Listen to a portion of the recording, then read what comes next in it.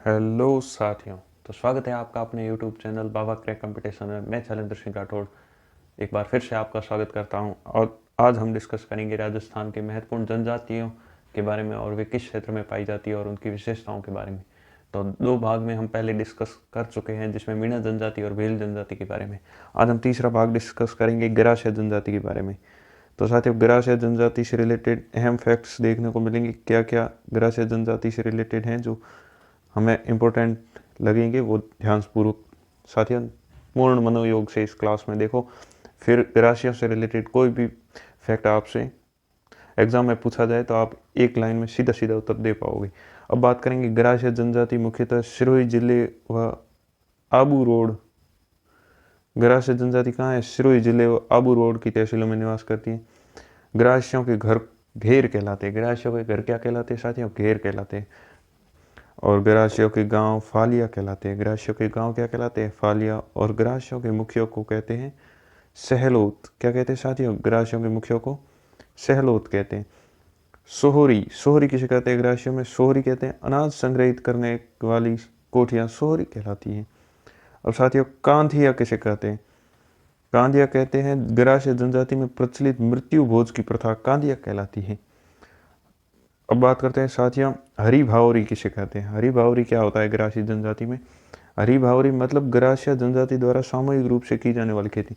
सब मिलकर जो खेती करते हैं उसे हरी भावरी कहा जाता है। हेलरू क्या है? हेलरू, ये शब्दावली है महत्वपूर्ण गरासिया से रिलेटेड, ये कई बार पूछे जाते हैं। हेलरू क्या है, निम्न में से बताइए। तो अब बात करते हैं हेलरू। गरासिया जनजाति विकास का कार्य करने वाली सहकारी संस्थान हेलरू है।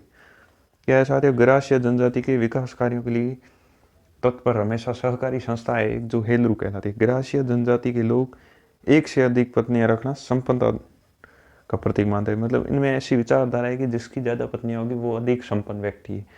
तो गरासिया जनजाति को लोग है ना, वो मोर को अपना आदर्श पक्षी मानते हैं। गरासिया जनजाति के लोग किसे अपना आदर्श पक्षी मानते हैं? मोर को।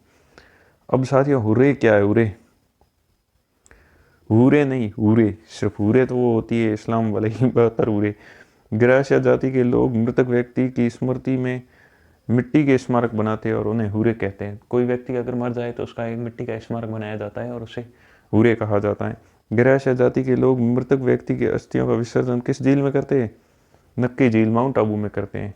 तो सारे गरासिया जाति के लोग अपने मृतकों का विसर्जन किस झील में करते हैं? नक्की झील में। अब बात करते हैं हम गौर के मेले के बारे में। सारे गौर का मेला या कह सकते हैं अंजारी का मेला गरासिया का प्रमुख है, जो सिरोही में वैशाख पूर्णिमा को भरता है।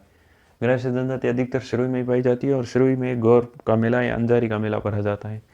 मनखारो मेलो कहाँ भरा जाता है? चौपाणी क्षेत्र गुजरात में भरा जाता है, जो कि गरासिया को एक और इम्पोर्टेंट मेला है।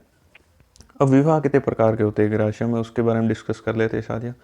गरासिया में विवाह होते हैं 3 प्रकार के। पहला विवाह है मोर बांधिया विवाह, दूसरा है पहरावना विवाह और तीसरा है तड़ना विवाह। अब बात करते हैं मोर बांधना विवाह क्या है। सामान्य रूप से हिंदू रीति रिवाज के अनुसार होने वाला विवाह, जो हिंदू रीति रिवाज से होने वाला विवाह होता है उसे कौन सा विवाह कहते हैं? मोर बांधिया। और दूसरा है जिस विवाह में फेरे नहीं लिए जाते, सीधा पहरावना विवाह कहलाता है। तीसरा है तड़ना विवाह, मतलब लड़की को भगा कर ले जाने के बाद किया जाने वाला विवाह तड़ना विवाह कहलाता है। तो साथियों, आगे हम गरासिया के प्रमुख नृत्यों के बारे में जान लेते हैं। गरासिया जाति के प्रमुख नृत्य वालर, कूद, लूर, कूद, वालर, लूर, कूद, जवारा, मादल, मोरिया। इसे एक लाइन में सीधा याद करें, वालर, लूर, कूद, जवारा, मादल, मोरिया गरासिया के इंपॉर्टेंट नृत्य है। ये कई बार पूछे जाते हैं। वालर नृत्य किस जनजाति द्वारा किया जाता है? तो हमें ऑप्शन में गरासिया देखते ही उस पर टिक करना है और 1 नंबर प्राप्त कर लेना है साथियों। तो कैसा लगा वीडियो? हम छोटे छोटे वीडियो ऐसे ही अगली श्रृंखला में एक और नई जनजाति को लेके आएंगे आपके सामने, और उम्मीद करते हैं आपको एग्जाम के लिए अत्यंत महत्वपूर्ण क्लास साबित हो।